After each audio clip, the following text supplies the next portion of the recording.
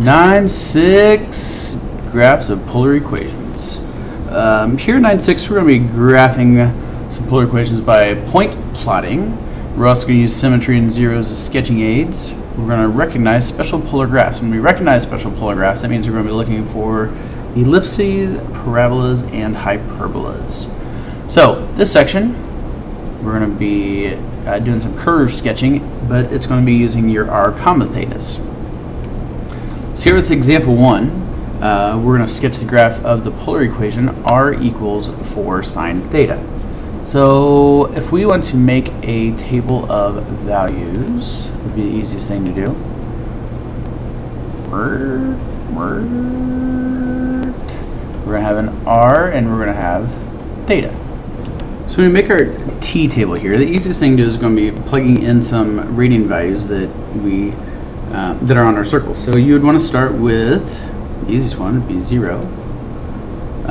Sorry, correction. You don't want to start with radian values, or r values. You want to start with theta values. So your first theta would be a 0. Then we'll go to pi over 6. Then you do a pi over 4. And then you do a pi over 3. This would take care of all of your values in the first quadrant. So you should have, and including on your 0 here. So let's plug these in. If you plug a 0 in for your equation, 4 times the sine of 0. Well, the sine of 0 is 0. So 4 times 0 is 0. So we're going to have our first point at 0. If you plug a pi over 6, well, if you have a 4 times the sine of pi over 6, the sine of pi over 6 is 1/2. So you have 4 times 1/2 equals 2. So we're going to graph the point in the direction of pi over 6, which is 30 degrees, a distance of 2.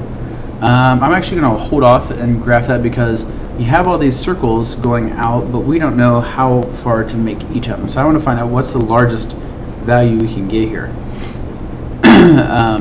for your r's. So then we plug in pi over 4. So if we say 4 times the sine of pi over 4, that's going to give us 4 times radical 2 over 2, which is just a 2 radical 2, or as a decimal, that is a 2.8. Then you plug in a pi over 3, 4 times the sine of pi over 3. That's going to be 4 times, well, if we had pi over 6, was sine of pi over 6 is 1/2, that means your sine of pi over 3 would be a radical 3 over 2. So this would give us a 2 radical 3. And as a decimal, that would be a 3.5. So far, our largest value is 3.5. Let's keep going. Let's go from our 90 degrees to our second quadrant. So let's go to pi over 2. Then we have a 2 pi over 3. That looks like a 12 pi over 3. That's nice, right? So you get 2 pi over 3, 3 pi over 4, and 5 pi over 6. So pi over 2, the sine of pi over 2 is a 1, so we get a 4. If you plug a 2 pi over 3, now 2 pi over 3 is going to be the same value for your sine of 2 pi over 3 as it's going to be for your sine of pi over 3, because pi over 3 and 2 pi over 3 are both positive values, and wouldn't that make sense that if you draw a triangle here that your y values, those lengths are going to be the same. So for a 2 pi over 3, you're going to end up getting the same. Please. So we should get a 2 radical 3, or that's going to be a 3.5 again. You plug a 3 pi over 4 and you have a sine of 3 pi over 4, well, that's going to be the same as the sine of pi over 4. All your sine values in your first and your second quadrant are going to be the same. They're all positive. So this will be a 2.8, and it would make sense that for the 5 pi over 6, that's going to be the same as the pi over 6, which would be a 4 times 1/2, which would give us a 2. So it looks like your values get bigger and bigger and up to 4, and then start to get smaller. So let's See how many circles we have. 1, 2, 3, 4, 5, 6, 7, 8. So let's go by halves every time. So let's say every 2 circles, that's 1, that's 2, 3, and 4. So if we plot each of these points, we already did our 0, 0. Let's go in the direction of pi over 6. Let's go to 2. So there's that dot. If you go in pi over 4, which is 45 degrees, you go a distance of 2.8, so it's going to be 2.5, 2.8, right about here. And then if we go in the direction of pi over 3, you're going to go 3.5, which is right here. So it looks like we're going, and remember these are kind of like planar curves, so you got to go in the same, graph them in the same order, or draw your line in the same order.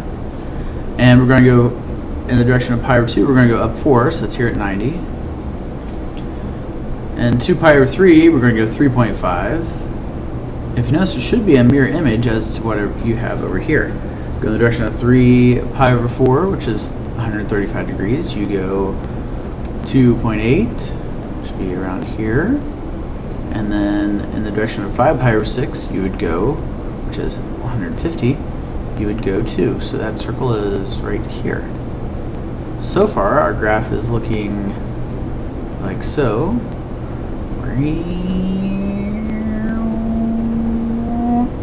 And I'll stop there because now you have to do values in the third and the fourth. Let's hear all the groans.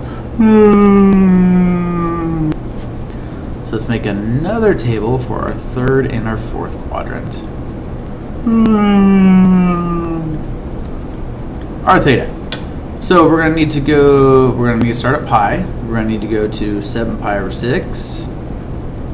We're going to need to go to 5 pi over 4, and then we're going to have a 4 pi over 3. Now, keep in mind, if you remember your circle of values, anything with something over 4, okay, you're going to be multiplying by a radical 2 over 2.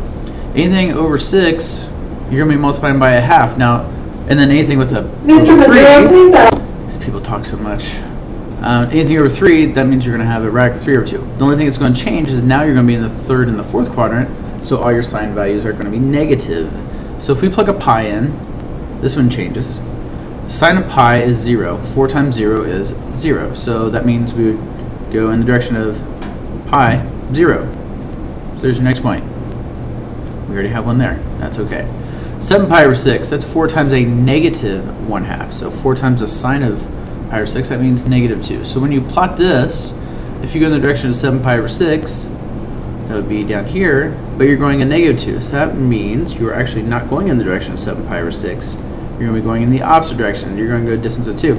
Oh, hey, you're right back on top of itself. Another point.